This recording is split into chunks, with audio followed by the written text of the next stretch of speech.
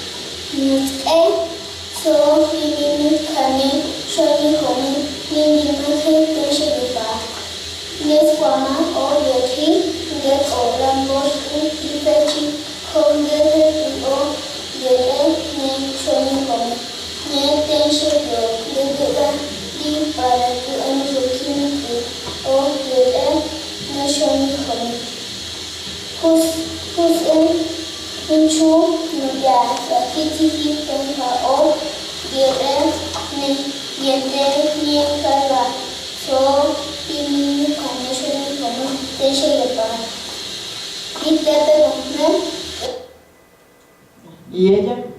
¿Cuántos años tiene? ¿O es él? 8 y 10. ¿Y si es niña o es niño? ¿Cómo? ¿Niño? Ajá. ¿Y qué lengua habla? ¿Y habla la lengua? Está leyendo. Ok. Estaba leyendo algo. Ajá. ¿Y ella en dónde vive? En una zona rural. ¿Y de qué clase social es? Ya les va a dar miedo decir. Baja. Baja, ok. Ajá. ¿Y cómo se viste? Camisa y short. Hace calor, donde sea que esté.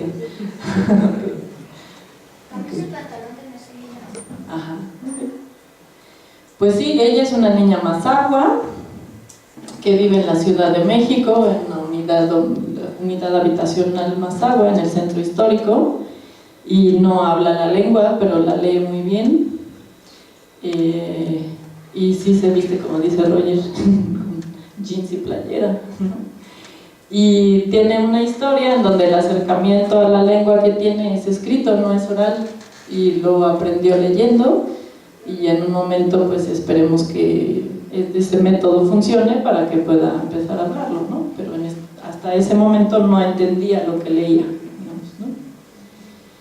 Entonces, bueno, este ejercicio es justamente para que ustedes puedan sensibilizarse a identificar con quién están hablando, a quién están escuchando, a dónde pertenece, porque justamente las comunidades lingüísticas tienen estructuras propias, sistemas y funcionan de formas determinadas según lo que están viviendo, cómo comprenden el mundo y a qué se dedican, y etc. Entonces, una forma de poder comprender estas propuestas de etnografía de la comunicación y esta idea de cómo se puede comprender ese relativismo lingüístico o no de los hablantes es escucharlos, es identificar quiénes son, de dónde vienen y cuál es su propia historia, ¿no? Intentando no meter los prejuicios propios si es posible, ¿no? Y porque tiene que ver con diversidad lingüística, con también la diversidad del español que existe, es parte de la diversidad de México, y también las lenguas indígenas lo son. Y dentro de esta diversidad lingüística, el problema es que también hay prejuicios sociales, maltratos, etcétera, ¿no? Prestigio y desprestigio. Como sabemos, las lenguas tienen prestigio y tienen desprestigio y son minorizadas o mayoritarias, y así es como se organiza la diversidad, ¿no? Tenemos lenguas, o sea, no solamente es la cantidad de lenguas que haya en un mismo espacio o en el mundo en general, sino también las formas de interacción entre esa diversidad. ¿Existe algún tipo de método lingüístico para regular la subjetividad del receptor? Porque creo que es importante, bueno, como científicos sociales, saber en qué momento los prejuicios como tal pueden ocuparse a favor o en contra para la interpretación social. Sí, o sea, sí hay metodologías para medir actitudes lingüísticas y hay formas que son explícitas e implícitas. Hay como experimentos en donde lo que hacen es este tipo de cosas. Escuchas al hablante y le preguntas, o sea, le haces, por ejemplo, si yo voy con los cuicatecos y quiero ver qué piensan sobre los de la comunidad de al lado, les llevo una grabación, ellos no saben quién habló, y les digo, a ver cómo habla bien, habla mal, te identificas, no te identificas, entiendes, no entiendes, etc. Hay toda una metodología que sí sirve para medir, en el mejor de los casos, cuál es los prejuicios, pero al mismo tiempo qué tanta empatía o no hay en las comunidades y qué tanto eso puede influenciar en su autoadscripción, digamos, ¿no? O sea, es la misma lengua, pero yo no me quiero parecer al de enfrente, entonces no lo entiendo, aunque sea la misma lengua y en general lo entienda, ¿no?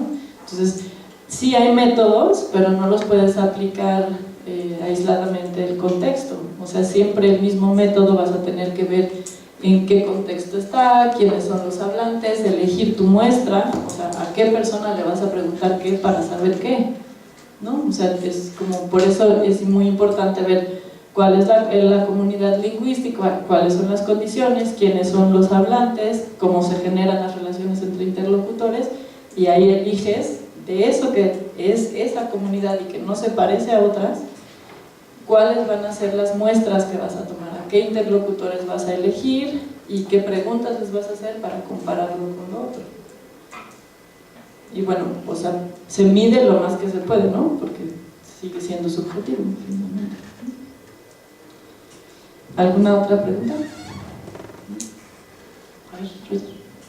Más o menos o exactamente ¿cuántas lenguas hay en México? Bueno, pues según el INALI, lenguas, la verdad el INALI no ha tenido valor de decir cuántas, pero se supone que agrupaciones lingüísticas, que sería algo cercano a lengua, son 68, pero eso lo vamos a ver ahorita. Entonces, en esa diversidad lingüística no solamente hay que ver qué lengua es, cuántas hay, dónde están, que sí es importante, sino también a los hablantes y quién habla esa lengua, de dónde viene esa persona, cómo es, y esta parte de me cae bien, no me cae bien, etcétera, identifica mi prejuicio con esa persona. Cuando tenga esa conciencia, quizás pueda quitarla y empezar a ver otras cosas. Entonces, tenemos esta primera parte que es la diferencia entre lenguas y dialectos. Entonces, las lenguas son sistemas de símbolos arbitrarios, porque no hay relación entre la forma y el significado, que los seres humanos utilizan para la comunicación. Y los símbolos son orales o en señas, y se sobreentiende que la estructura se deriva de la lengua. Y esto es el náhuatl, el francés, el español, el cuicateco, todos son lenguas. Los dialectos son una subdivisión de una misma lengua, es decir, el español de México y el español de España son dos dialectos de la misma lengua, ¿no? Y el español de Colombia, etc. Y esta diferencia es muy importante porque, como ustedes saben, dialecto es un uso peyorativo de lengua indígena, ¿no? Entonces, no, las lenguas son lenguas y los dialectos son las variantes de una misma lengua. Entonces, la principal razón para defender la diversidad lingüística es que hablar cualquiera de las lenguas del mundo y sus respectivos dialectos es un derecho humano. Si mi variante es de Tepito, yo tengo derecho a hablar como hablo, punto, y a ser escuchada y a ser respetada, y mi variante forma parte de la riqueza de la diversidad de todos. Y ahí es donde nosotros tenemos que tener cuidado con no desprestigiar a nadie, ¿no? O sobrevalorar a otros también, ¿no? Y bueno, a partir de la Ley General de Derechos Lingüísticos de los Pueblos Indígenas, que ustedes conocen bien, en 2003, es que se generan el INALI y se generan otro tipo de implementaciones nacionales para cuidar esta diversidad. Y esta ley protege los derechos de los hablantes de lenguas indígenas y dice: es derecho de todo mexicano comunicarse en la lengua de la que sea hablante, sin restricciones en el ámbito público o privado, en forma oral o escrita, en todas sus actividades sociales, económicas, políticas, culturales, religiosas y cualquiera otra. Entonces, en este mapa vemos la presencia de las lenguas en el mundo, ¿no? Todo lo que está medio en rojito son lenguas y su distribución. Y los países que tienen mayor número de lenguas en el mundo son la Papua Nueva Guinea e Indonesia, que son como las que concentran la mayor cantidad, pero también vemos que México está en el 5º puesto de mayor diversidad de lenguas en el mundo. Entonces, el mayor número de lenguas habladas se concentra en Asia, en un 32%, en África con un 30%, y el resto, en un 19%, se encuentra en Oceanía, en América y en Europa. Ahí lo podemos ver distribuido aquí.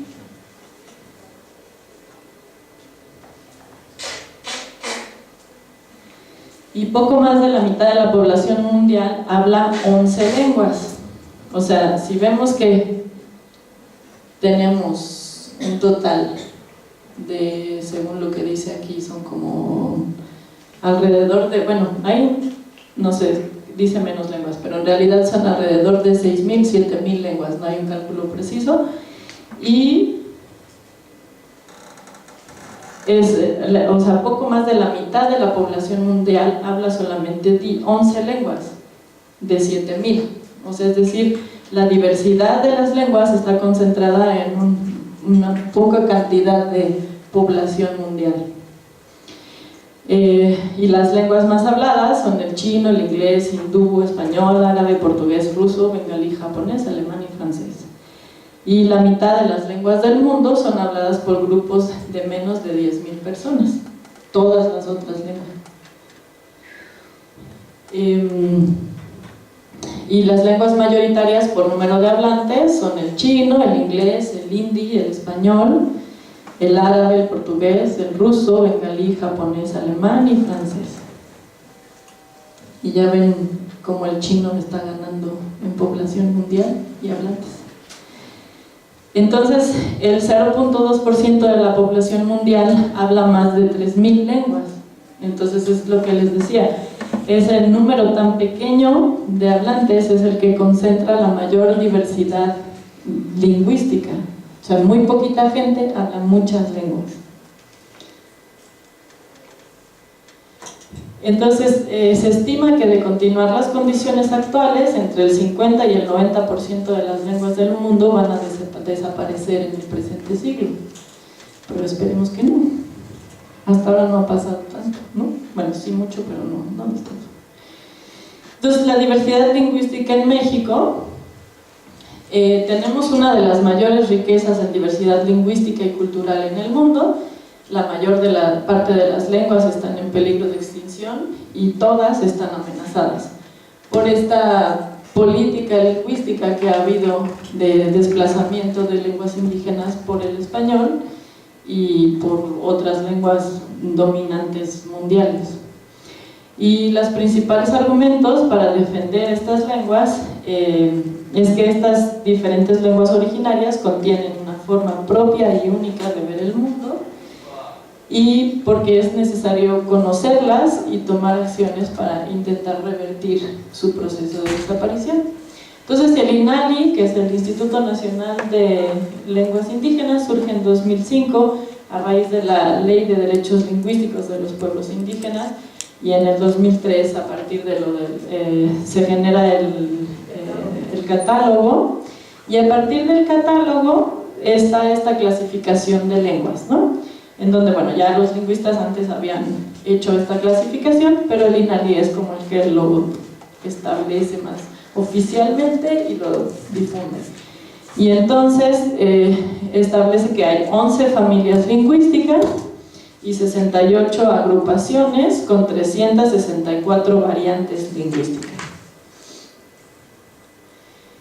Y esto quiere decir que tenemos, las familias lingüísticas son un conjunto de lenguas cuyas semejanzas en sus estructuras lingüísticas obedecen a un origen histórico común. Es decir, las lenguas yuto-aztecas, todas pertenecen a la misma familia. Tenemos el náhuatl y el rarámuri dentro de la misma familia, entre otras tantas, ¿no? Pero son lenguas distintas. O las lenguas otomangues, que están, tenemos otomí, mazahua, matlatzinca, y tenemos también cuicateco, zapoteco, y etcétera, que forman parte de la misma familia, pero incluso se encuentran en zonas geográficas diferentes. Y hay 68 agrupaciones lingüísticas, que son el conjunto de variantes lingüísticas comprendidas bajo el nombre dado tradicionalmente a un pueblo indígena, es decir, nahuas, mijes, zapotecos, etcétera. Pero bueno, sabemos que, por ejemplo, los zapotecos tienen una variación interna muy grande y hay ya varias lenguas zapotecas. Y las 364 variantes lingüísticas, que son formas de habla que presentan diferencias internas con otras variantes de la misma agrupación. Es decir, dentro de cada una de las agrupaciones hay muchas variantes, y el INALI en su análisis contabilizó 364. Entonces, las 11 familias lingüísticas son la álgica, la yutonagua, cochimillomana, seri, otomangue, maya, totonaco-tepehua, tarasca, mije, zoque, chontal de Oaxaca y guagua.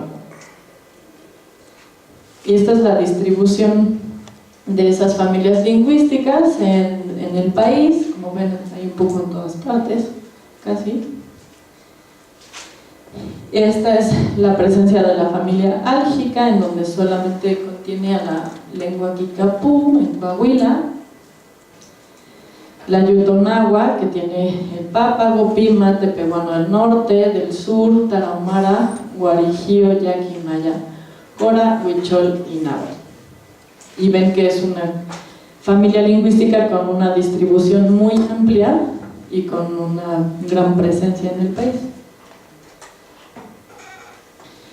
La cochimillumana, que se concentra en Baja California, y tiene el paypay, el guají, cucapá, cumay y quiliwa. La familia seri en Sonora, la familia otomangue, que también es una de las más pues densas, digamos, que tiene mayor número de lenguas, ya está concentrada más bien en la zona central, y tiene otomí, mazahua, matlatzinca, tlahuica, pame, chichimeco, jonás, chinanteco, tlapaneco, mazateco, etc., ¿no? Todas estas lenguas. La familia maya, que como pueden ver tiene también su presencia por el Huasteco, en una zona un poco más central o menos sureña, ¿no? Y forma parte del Huasteco, el maya, el lacandón, chol, chontal de Tabasco, cental, tzotzil, etc. Todas las demás que pueden ver ahí. Y la familia totonaco-tepehua, que está conformada por la lengua totonaco y la tepehua. La familia tarasca, el mijezoque, y tenemos mije, sayulteco, oluteco, textepequeño, ayapaneco, popoluca de la sierra y zoque. El chontal de Oaxaca,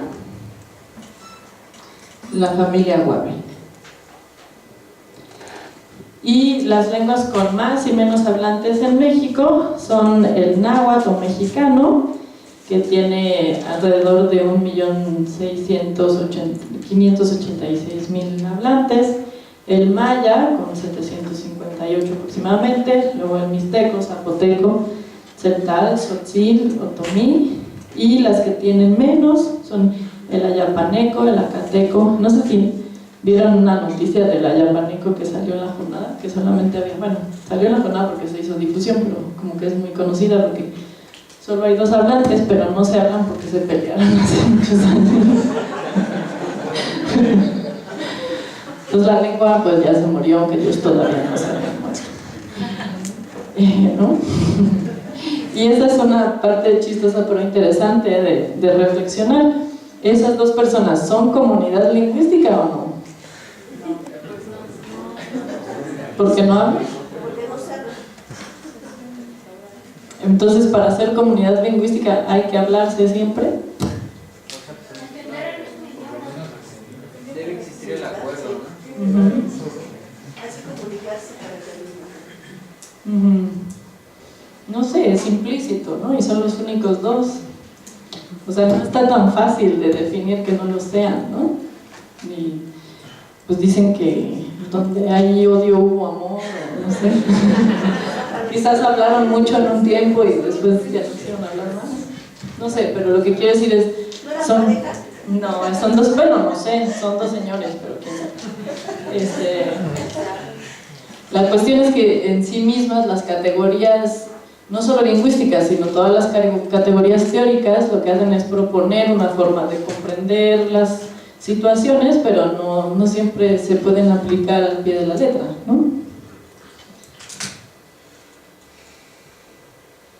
Entonces, también la diversidad lingüística en México es el español y sus diferentes variantes. Ven que está esta idea de un español indígena que existe en México, porque que es como un español mal hablado de los que hablan lenguas indígenas, y es una versión como muy racista al respecto, porque no son españoles mal hablados, sino son diferentes variantes de español que tuvieron una influencia estructural de otra lengua y que se difundió, y en comunidades lingüísticas se llegaron a acuerdos implícitos y entonces generaron variantes regionales. Entonces también eso forma parte de nuestra diversidad lingüística. La lengua de señas mexicana también, aunque no se habla de ella casi nunca. Y las lenguas extranjeras que están presentes en comunidades lingüísticas como el francés, catalán, euskera, inglés, alemán, japonés, etc. Entonces vamos a tomar 10 minutos de descanso y volvemos.